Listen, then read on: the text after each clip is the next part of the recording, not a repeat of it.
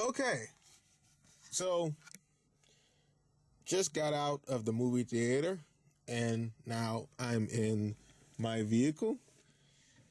Just got done watching The Grudge that just came out on Thursday. Just watched it today. And this video is going to be a review, and I'll let you know if I've spoiled it for you before I spoil it for you. But first, I'm going to, I guess, describe the movie without spoiling it for you. Well, if you never watched the original Grudge, the Japanese version, and then there are I believe it was, I want to say there was 3 American movies of the Grudge. You know, it's based off this Japanese lady and her son, and they're pretty much ghosts, and they kill people. Whoever, if you see them, they get stuck on you, and they kill you. That's pretty much making it short and sweet. What made the Grudge movies so unique was it kind of had that Jaws, momentum to it, to where the sound was really terrifying, and the actress that played the Japanese lady in the Grudge was really good. And the weird thing is, they were both blue, like the blue Japanese ghosts. And you really got to give the Japanese credit to make a horror movie about blue ghosts. That it was a pretty unique movie if you never saw the originals. Now, what this one does, the new one that just came out, called The Grudge, it kind of flips things around a little bit. It starts off pretty good, but then it gets it almost confuses itself to where you're kind of going, wait a minute, what was that? Wait a minute, what just happened? Wait, I'm a little confused here. Wait, what's going on? Like, in the movie, they use flashbacks. Like I said, I'm not putting any big details out. I'm just saying they use a lot of flashbacks in this movie, and it's a little aggravating.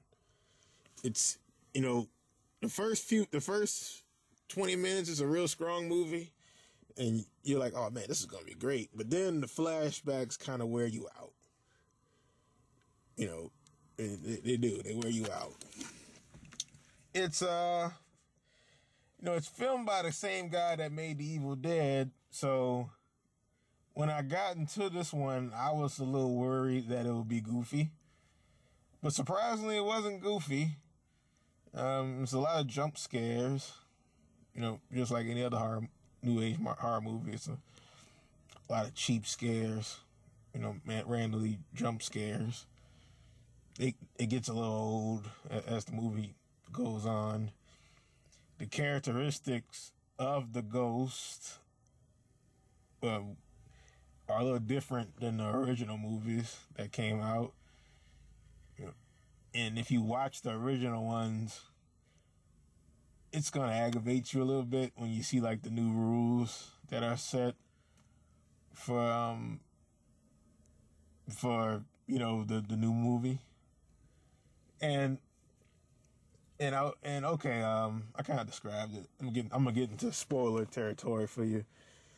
What this movie does is it has a remake kind of feel. It's not really a remake, but it has a feeling of a remake.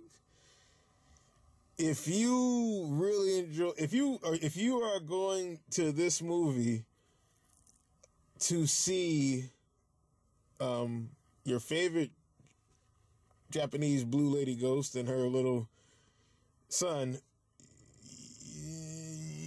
it ain't happening. It's pretty much a new set of Grudge ghosts. It's another family. It's a whole another family. You're not going to see the original ghosts that you saw in the original Grudge. So take that out completely. Now, the story is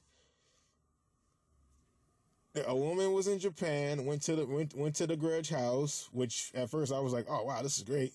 But then she catches the Grudge ghost, and then she goes back home, and I guess, and she affects her family with the Grudge ghost. And when you first see that, your first thought is, oh, wow. This is how, from watching the trailers, this is how the Grudge ghost got to the new house. Okay. But then it changes. The new Grudge ghosts are actually the lady that was infected, her husband, and a little kid. They're not the original Japanese ghost anymore. It's a little bit of a letdown. I really can't, it's a really bit of a letdown. And it kind of makes sense why they hid that in the trailer. So it doesn't really feel like The Grudge.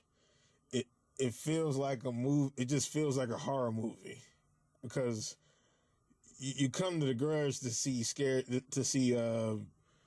Japanese blue ghost with a frog in the throat, and you don't see. And they took the frog in the throat. They took the trademark sound. Like I said, it has that Jaws appeal. They did take that frog in the throat sound and just put it on different ghosts. But it didn't really feel like The Grudge. Other than that, the movie was okay. Like I said, it starts off strong but anyway, sorry, I digress. So when the new ghosts take over, a cop lady moves into town with her son. The cop lady goes into the house, and then she gets infected with the ghosts, and then throughout that of her studying the house and while these murders happen, we get to see the flashbacks of all the murders that happened, which got a little confusing because it's like time stamps. Like it will flash, like to see if it was a flashback, you would see 2004, and then the scene would happen, and then you would see 2006, and then the scene would happen, and after a while, it just stops doing that. So you really don't know what year you're in most of the time when watching it, which got a little confusing. But anyway, it's really like an average horror movie. So she's learning about the ghost, and the ghosts are starting to attack her,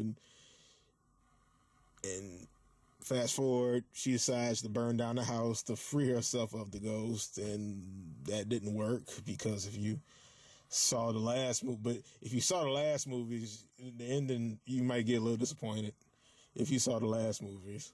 But I think this Grudge is really made for new fans that haven't seen the old one or heard of the old one and just are going to see this one. But overall, it wasn't a bad horror movie. It wasn't a bad horror movie.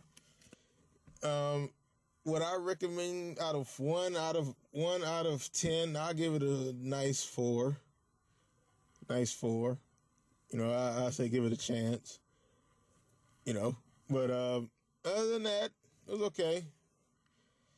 And if you saw the movie, please give your thoughts. Comment below, and please subscribe to the channel. And please check out the other videos on this channel.